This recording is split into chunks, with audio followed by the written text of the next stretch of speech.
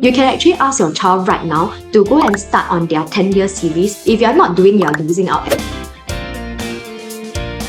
This is where students fail to recognize a concept that has already been taught. A lot of students don't really know how to understand, what is actually being asked. Explain why versus explain how you arrive at your answer is actually completely different. So students often struggle with this kind of questions. So we created one of the best systems to help students so that they can receive the best resources and have the best tutor to help them. So the question isn't really when should we start, it's what do we do now to close the gap before it's too late. For the June bootcamp, it will be done by me. You can ask your child, are they struggling with reactivity series, electrochemistry, chem calculation, salt prep, or QA for example. So we actually have content encyclopedia to help you during the bootcamp. We summarize things for you. We teach you how to tackle the questions. If they don't have the basic foundation, you may want to send them to this Set 3 bootcamp, so which is done by Mr. Vincent. I do not just point out the topic, I tell them the scope, things that they need to revise, and what they need to do right now.